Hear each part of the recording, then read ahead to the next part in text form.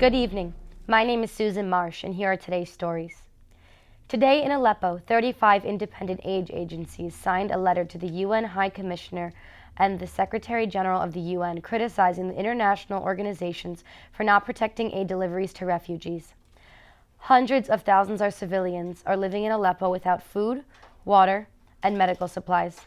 The letter specifically criticized Russia and Iran for supporting the Assad regime's brutal military campaign. After the bombing of an Istanbul market, the Turkish government has begun a military crackdown on Kurdish political dissents throughout the country. International human rights groups have condemned the crackdown as limiting the Kurdish minority's right to political representation. Nations from around the world are offering counterterrorism assistance to Turkey. Ahmed al-Qudsi, 15-year-old Syrian refugee, was shot and killed today by a Hungarian local, Randolph CIMUN, at Zakani refugee camp in Hungary. With more information, here's Trevor Lake. Thank you, Susan. After the shooting, protests broke out throughout the camp, with the victim's family demanding justice. Mr. Simon reportedly shot the boy after having his home broken into multiple times during the preceding weeks. Mr. Simon was arrested for a short time but soon released on bail. Hungarian local magistrates are expected to decide whether or not the man will be indicted in the coming days. We will keep you updated on any new developments. Now back to you, Susan. Thanks, Trevor. China's aggression in the South China Sea has escalated tensions in the region. China has upped its military presence in the area, deploying armed ships to protect fishermen in contested waters after Vietnamese Coast Guard ships publicly seized Chinese fishing boats. Vietnam has issued a formal diplomatic complaint accusing China of militarizing the South China Sea and attempting to bully the other southern nations through the threat of military force.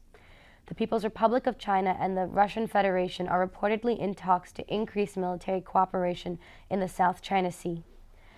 Unnamed sources have revealed that high-level talks between the defense ministries of the two nations have taken on new urgency as China finds itself in a row with Vietnam over contested waters. The coalition operation in Mosul experienced a misstep in their plan as a U.S. airstrike mistakenly struck a Shiite militia regime operating 30 miles outside the city. In a public speech made today to the Pyongyang Military Academy, Kim Jong-un announced that the DPRK has successfully achieved a miniaturized nuclear weapon capable of being mounted on a ballistic missile. This claim has not been verified by outside sources, but the DPRK's nuclear ambitions have been a source of international condemnation from the Security Council, Japan, and the Republic of Korea. In a statement to the European Union, Turkey made it public that they are canceling the European Union refugee agreement and are no longer restricting refugees from leaving Turkey and entering the Balkans. The deterioration of the relationship between the EU and Turkey has been stark in the past 6 months, as Turkey's crackdown on political dissent attracted global condemnation from human rights groups. More updates to follow. And now for iNews, a news segment featuring the work of international press delegates. My name is Brant Siegfried from the Islamic Republic News Agency. Officials in Turkey say 27 people are now dead after a suicide attack in Istanbul yesterday. The United Nations Security Council released a statement today that condemns the attack, but did not take further action until more details are known.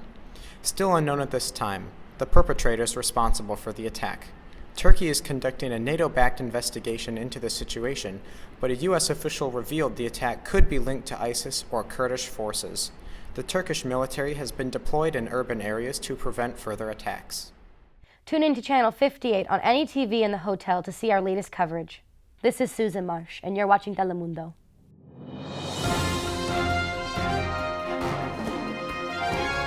Thanks for watching. Visit us at livesimon.org to keep up to date with the latest and greatest happening around the world.